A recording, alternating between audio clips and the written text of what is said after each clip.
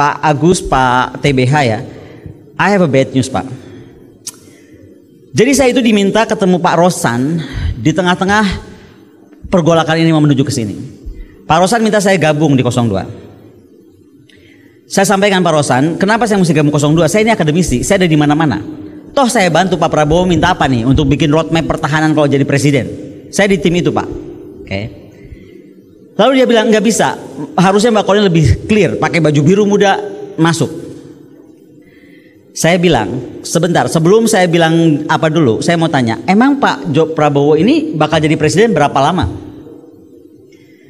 Ini nyampaikan Pak Rosan loh, duta besar kita mantan di Amerika. Jadi rencananya 2 tahun. 3 tahun berikutnya diikuti oleh Gibran. Saya langsung bangun, sebentar Pak Rosan. Jadi akan 2 tahun, lalu langsung diganti oleh Gibran. Pertanyaan gua bodoh aja nih. Lu yakin Prabowo dibiarkan hidup oleh Jokowi 2 tahun? Kalau saya jadi Gibran atau jadi Pak Jokowi, saya matiin besok. Loh, betul gak sih? Kalau dia bisa mengkhianati Ibu Megawati Soekarno Putri dengan segala perjuangan yang menjadikan dia ada di istana sampai 2 kali, ada jadi gubernur Jakarta, ada jadi wali kota, apa bedanya dia bisa bunuh Pak Prabowo di tengah jalan? Makanya statement saya kan jadi kuat bahwa Pak Prabowo itu digunakan, bahwa Gibran itu memberatkan. Itu kan bahasa-bahasa saya, dan saya of course saya bilang sama Pak Rosan, saya nggak mungkin ada di sana. Demikian. Dan terus terang aja saya mohon maaf Pak Rudi, saya tuh undang wartawan sebenarnya datang tadi karena saya lihat harusnya nanti semua di doorstop oleh wartawan banyak, jadi bisa dinyatakan. Karena gimana ya Prof ya, kita yang jadi orang kampus aja udah jadi bingung, ini gimana ya? Karena bukan saja kita tuh dianggap partisan, tapi buzzer-buzzer bermain. Hoax dibuat hanya untuk menjatuhkan kredibilitas orang gitu. Ada yang tidak masuk akal. Ini barusan sambil ngomong kenapa saya WA, mohon maaf bukan nggak sopan. Pada Dasko WA saya langsung.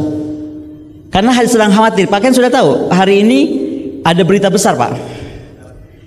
Buktinya saya belum tahu betul atau tidak, tapi ini berita dari Uni Eropa. Bahwa pembelian Emirates walaupun batal, tetapi pembayaran 7% komisi sudah diterima cash, itu sudah rame di Uni Eropa Pak. Yang ngangkat berita udah bukan berita ini, international news. Siap. Jadi barusan Pak Dasko bilang, kakak tolong itu kan belum confirm. Loh, gue nggak bisa stop, itu di dunia internasional. Ini bukan pamannya Gibran yang ngeluarin berita. Kalau paman Gibran bisa di stop. Nah, jadi memang sudah kacau dunia ini. Nah, tapi saya bilang, saya terus percaya, saya tuh muridnya Pak Ken dan saya selalu diajari Pak Ken untuk tegak lurus dan jalan pada jalan yang benar. Karena ketika kita dihujat, kita diintimidasi, kalau kita tetap yakin, pasti akan Tuhan menunjukkan jalan dengan caranya. Pasti nggak ada yang tahu seorang Konira Kunini Bakri bisa diintimidasi kan Pak Ken? Oh saya mesti cerita, ini mohon maaf, bukan curhat. Saya sudah di warning, jangan ganggu Gibran. Siapa yang? Orang terdekatnya 08. Jangan ganggu Gibran. Kalau itu sudah di warning begitu? Oh udah. Jangan ganggu Gibran. Jangan. Tapi ganggu Prabowo boleh. Entar dulu. Bukan. Kalimat berikutnya yang seksi.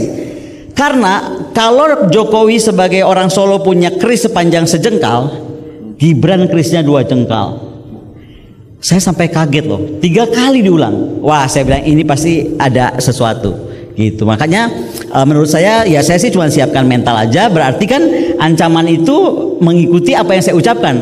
Apalagi ketika di istana saya menyatakan kalau Pak Mahfud mundur, harusnya Pak Jokowi berjiwa ksatria untuk juga turun dari jabatan presiden. Jadi menurut saya kita nggak usah berpanjang-panjang. 3 hari sebelum Pilpres ini, mungkin kalau nggak mau dicuti, ya memang harus dimakzulkan. Mau diapain lagi? Saya ingin menyampaikan pada teman-teman yang di luar ruangan ini, yang masih punya rasa takut. Takutlah melihat bangsa ini hancur, ya, ketimbang takut dengan sekelompok orang yang melakukan berbagai teror, ancaman, ya, intimidasi. Kalau saya diintimidasi, saya diteror, semakin marah. Dan saya semakin galak kalau saya diteror. Apalagi diancam. Diteror aja gue galak, apalagi kalau diancam begini, siapa lu? Kan gitu. Itulah mungkin dia bisa saya tambah. Justru dalam forum ini, mudah-mudahan nanti kalau diekspos oleh media, bisa dibaca oleh Kapolri, kalau berita ini tidak benar supaya dikonter, diluruskan. Tapi kalau berita ini benar, mbok ya malu gitu loh.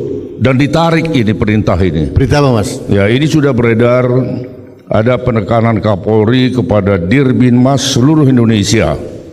Yang pertama, ini di semua grup WhatsApp udah beredar ini ya.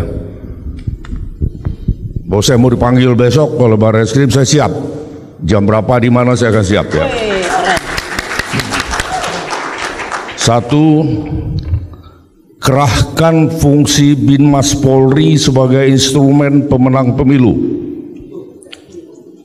Dua, door to door system oleh Babin Kamtibmas tidak dapat digunakan lagi karena modus sudah diketahui masyarakat. Tiga, kerahkan para dai Kamtibmas untuk memanfaatkan sarana ibadah sebagai wadah pengelolaan dan pemastian suara untuk paslon 2 dalam tempo 2 minggu ke depan. Ini dari ada lagi, oke. Yang keempat, mengontrol para dai Kamtibmas dengan menyediakan masing-masing satu perangkat HP baru dengan nomor SIM card luar negeri dan modem mobile internet. Yang keempat, meminta bantuan dana dari para pengusaha BUJP dalam kurung Badan Usaha Jasa Pengamanan yang merupakan koleha Direktorat Binmas masing-masing wilayah, disertai dengan foto ini. Kalau memang ini hoax, saya minta Kapolri memberikan klarifikasi ya, karena siapa tahu pertemuannya tidak, tapi ada perintah melalui tangan-tangan yang lain, tangan-tangan kotor tentunya. Dan ini bisa saya pertanggungjawabkan karena saya memperoleh ini di banyak grup WhatsApp. Jadi bukan saya yang ngarang gitu. Tapi kalau saya mau dipanggil oleh Barreskrim Polri atau oleh Kapolri, saya siap. Terima kasih. Oke. Untuk tetap menjaga kesetiaan kepada bangsa ini. Tadi ketika Pak Yos membacakan poin Kapolri entah benar entah salah itu, saya teringat beberapa hari yang lalu ini saya selalu dihubungi bintang 1, bintang 2 polisi. Saya tuh jarang ngajar di polisi, Pak, karena saya ngajarnya di Sesko kan. Tapi di Sesko tuh selalu ada polisi. Di Sesko AL, AD, AO. Mantan murid saya ini sekarang udah pada bintang-bintang minta ketemu. Kalimatnya sederhana, Pak Ken. Mereka marah karena contoh waktu presiden datang dengan dia dihadang oleh PDIP kalau nggak salah ya. Yang bawa banners itu loh semua. Oh, Gunung Kidul. Ya, Gunung Kidul. Gunung Kidul, oke. Oh, bukan Gunung Kidul, yang kedua, yang pertama. Yang akhirnya Bu Giriana mengeluarkan tanda 2 itu. Solo Tigo. Solo Tigo ya? Iya, Solo Tigo. Itu yang polisi yang menemui saya bilang, saya nggak sebut namanya, dia bintang 2 sekarang. Dia bilang, itu saya marah karena setelah itu diganti Kapolresnya. Diganti Kapolres? Diganti dengan ucapan mulai hari ini tidak boleh lagi ada, dan jadi pelajaran nggak boleh lagi ada kunjungan presiden atau 02 lalu didatangi atau disambut oleh paslon lain. Jadi dia nggak sebut 01, 03 tapi tidak boleh. Jadi banyak yang mereka juga marah sebenarnya, tidak tahu mesti berbuat apa. Itu kenapa saya ada di sini tuh dengan segala hormat saya minta betul, karena di sini ada mantan kepala staf, ada mantan pemimpin di TNI, tolong deh adik-adik itu diraih, karena mereka tuh sedang bingung sebenarnya antara perintah atasan Kang TBH, ya kan, perintah kan komando ya kalau tentara sama polisi, tapi antara juga langsung dipindahkan. Nah, dari adik-adik HMI, jaringan saya itu HMI banyaknya di seluruh Indonesia. Kalau di Sumatera Pak TBH itu yang digunakan Dandim, Angkatan Darat justru. Itu kenapa 2 hari yang lalu saya langsung menghadap Panglima TNI. Saya WA beliau, saya minta waktu. Saya bilang, Panglima, saya cuma mau titip aja satu lah, jaga negara ini. Karena saya sebelumnya bertemu Sultan, dan saya kan orangnya suka kepo Pak Ken. Saya bilang, Sultan, ngapain presiden mau ketemu Sultan diterima? Ternyata Sultan bilang, saya harus terima karena presiden komplain tentang satu hal, kenapa UGM bersuara. Yang kedua, Sultan jawab dong, ya itu mahasiswa akademisi dan itu hak mereka untuk berbicara tentang kebenaran.